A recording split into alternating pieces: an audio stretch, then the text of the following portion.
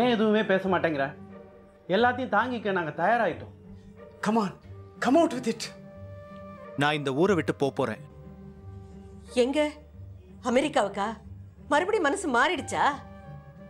அமெரிக்காவுக்கு இல்ல, அக்ரஹாரத்துக்கு. சோழலிங்கபுரம்னு ஒரு கிராமத்துக்கு போறேன்.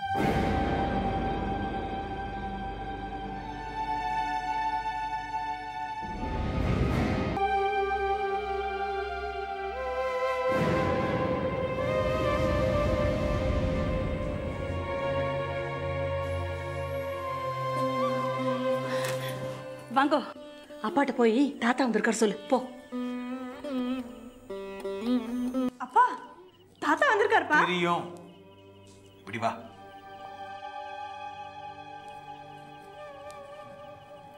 அதுலப்பா அம்மா உங்களுக்கு தெரியும்.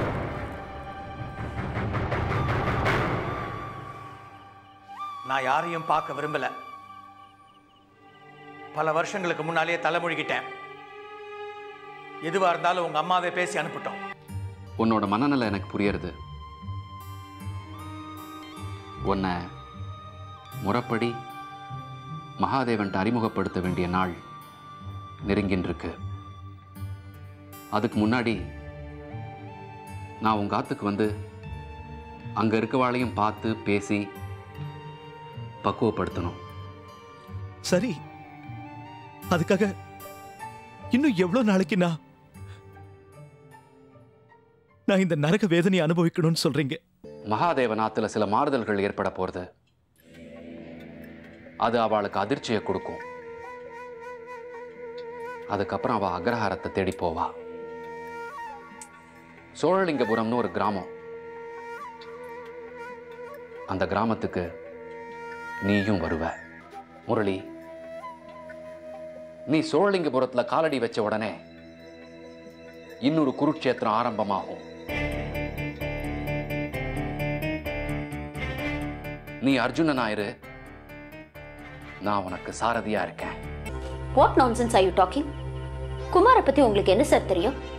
He's so intelligent and so knowledgeable. அவரை பத்தி பேச நம்ம யாருக்குமே அருகதை கிடையாது. ஹலோ, குமாரை பத்தி நான் கமெண்ட் அடிச்சா உங்களுக்கு ஏன் கோவம் பொத்துக்கிட்டு வருது? Hey, you're crossing your limits. என்ன crossing the limits? இந்த பாருங்க, சொல்லிட போறேன் ஏதாவது. என்ன சொல்லுவீங்க சார்? பாருங்க, பொம்பளை இருக்கல பாக்குறேன். இல்லனா என்னோட பேச்சு எப்படி இருக்கு? சொல்லுடா. இந்த பாருங்க, இந்த கம்பெனில நான் 50% பாட்டேன். என்ன பாத்துட்டு இருக்க? சொல்லிட்டே இருக்க. அமே, அம்பி சாமானியப்பட்டவனே எனக்கு தெரியல. சில சமயம் குழந்தைத்தனமா பேசுறான், சில சமயம் எல்லாத்தையும் கரகண்டவ மாதிரி பேசுறான். அந்த விஸ்வநாத தீட்சிதரோட குடும்பத்தை பூண்டோட அழிக்கல. என் பேரு தியாகராஜன் இல்ல. அந்த சோழலிங்கபுரத்து ஸ்ரீமான் விஸ்வநாதன் இன்னும் உசுரோட தான் இருக்கானா? அவனால தானே நான் அக்ரகாரத்தை விட்டே போனேன். அவமானம் தாங்காது. வித்யா கர்வம் பிடிச்ச அந்த விஸ்வநாத தீட்சிதரை நானும் அவசியம் சந்திக்கணும். சோழலிங்கபுரத்துல உங்க காலடி பட்ட உடனே அந்த கிராமமே கலகலத்து போகும்.